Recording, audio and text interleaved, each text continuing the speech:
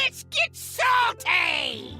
Everyone, Zeddy here again with another great Dark Beyond card review, and today is Shaman Day, and they are getting some big spells with some big payoffs, as well as some little itty-bitty spells with little itty-bitty payoffs. We're gonna go over all these cards, and if you want to win these cards, we have a giveaway going on for 2 regular Predators, 3 mega bundles out of my pocket. To enter the giveaway, like and comment in the video, link down in the description below, the one with that thumbnail over there.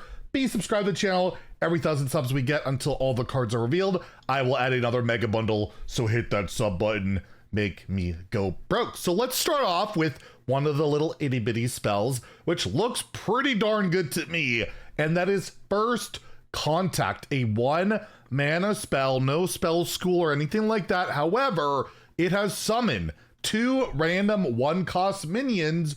Overload 1 mana. You're probably gonna get like an average of like 1/2, a 1/3. You could high roll a 2/4. You know, there's a lot of well statted 1-drops in the game right now, but overall you're just getting 1 mana on 1, a nice token spread of minions, and you know, currently in decks like Wave of Nostalgia, stuff like that, just little tokens can help out a lot, and just seems like a good, decent little early game card. You play this on 1, you're pretty much always going to be ahead for a while, and that can be really effective. Of course, the Overload 1 can set you back. Turn 2, I can't play like my Sigil, which is like one of the best cards in Shaman at the moment, when I'm playing Cookie at least. And yeah, it's this pretty solid card. Like it'll slot into like certain like aggressive decks, token decks, could be a mid-range deck thing. And yeah, it's just not bad. It's a good card.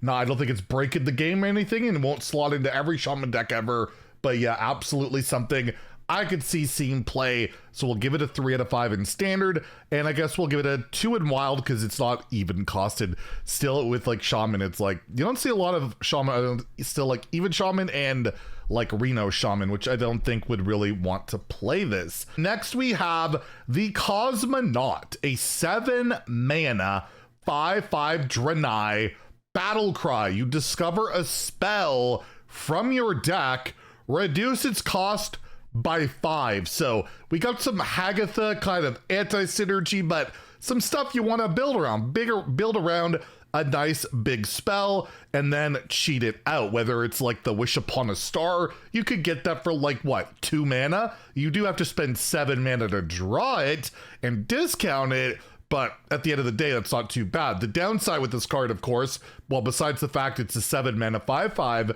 is that you're really limiting yourself to wanting to run pretty much only big spells. You can't really afford to play a card like this and hit something small. So it's got to be a deck with a lot of bigger spells, or just a few, you know, a small number, I guess, like a Agatha style build, right? And then hit those and then play it. And I guess you could shutter block this and draw 3 and then discount all of those and maybe do some pretty crazy stuff. And that could be a pretty powerful effect. But when you play this, it's not going to be super powerful most of the time, because with 5 mana being the reduction, I feel like the spells you want to target are going to probably cost more, and you won't be able to play at the same turn, but maybe not. Maybe you just want to get that free spell and play it at the same time, but that doesn't feel incredibly powerful, right? Like that doesn't feel worth the build around. It's got to be a pretty huge payoff if you're committing a 7 mana 5/5, although with like the location that they could play in Hunter, you could make this cheaper, like cheapen your battle cries or the next Draenei or something like that. There are possibilities with that, but I'll give it a 3 because it's, again, mass mana cheat scan card, like yay, more. At least it's down just to like 1 spell, maybe. We'll see how it plays out, but something, again, that I could see seeing play, specific tutor, big mana cheat combination with it, could be really powerful in wild. It's a 1 where that is way too slow a strategy to work out. And again, I don't think Reno Shaman's going to be playing Cosmonaut. I just don't really see that happening. And then we have the Planetary Navigator, a 2 mana 3/2 Draenei.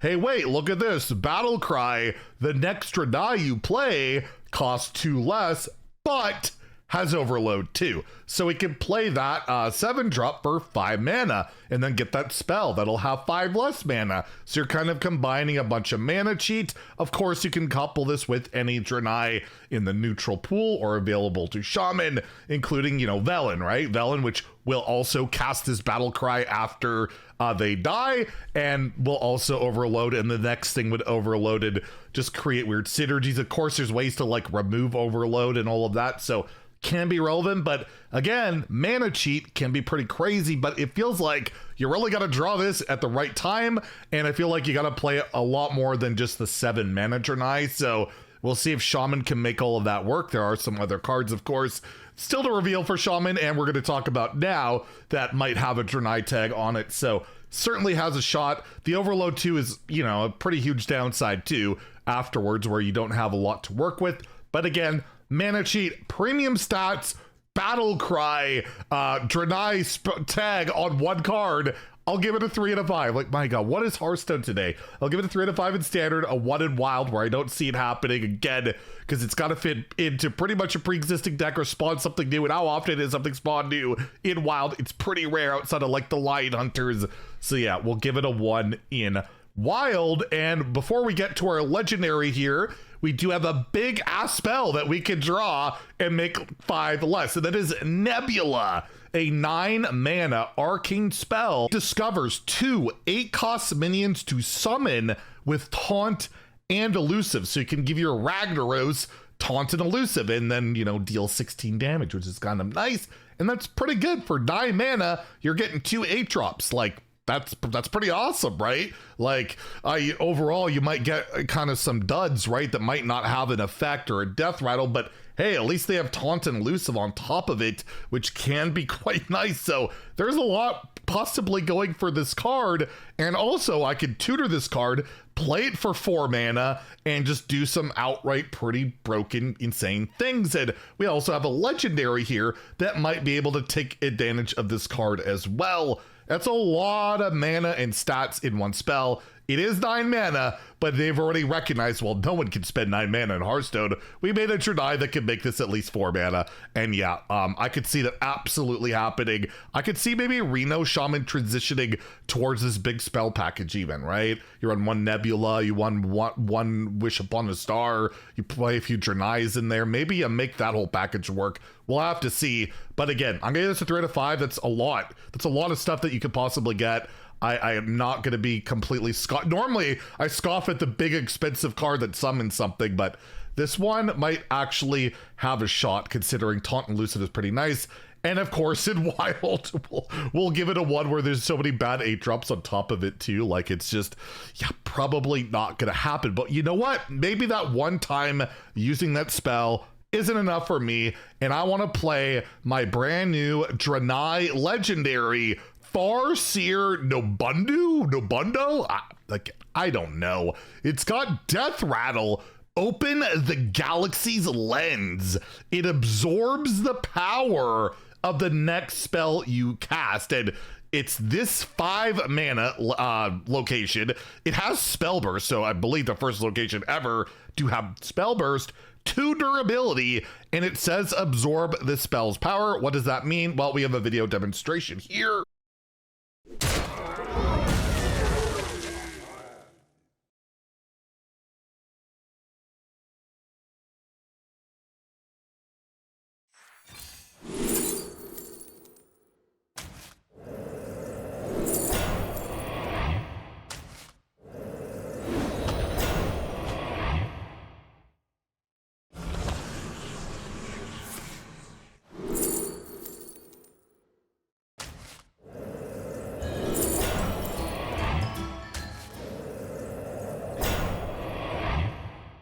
So basically, whatever spell activates the spell burst will be consumed by this location, and then you can recast that spell twice, once right away and once, you know, in a couple of turns. And with the big ass spell like we saw, you know, the 9 mana one, that can be really darn powerful. Wish Upon a Star get a bunch of stats, or just even like getting elementals with armor gain can be really impactful. We know how good that card is. Getting all that armor, you can get even more. The downside of this card, it's rather slow, right? It's a death rattle, it's gotta die, doesn't have an immediate impact on the board, and then you can't really play another spell until, you know, you activate that spell burst. You really want to activate the spell burst on exactly that big thing you're looking for, which may or may not be an issue. And also as anti-synergy, again, you might have to cut the Haggith out of your deck because you get those slimes, they're not going to be spell burst. So we'll see how this whole archetype works out.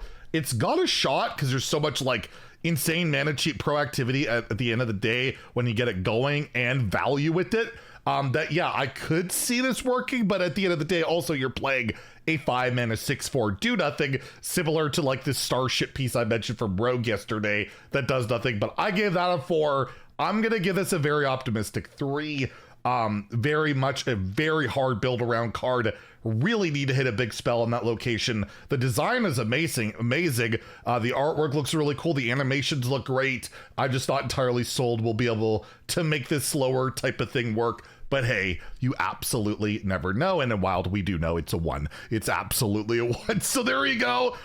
That's half the Shaman cards. We got another review later today, so stay tuned for that. If you enjoyed the video, please like and subscribe. Have a great day and stay salty, my friends.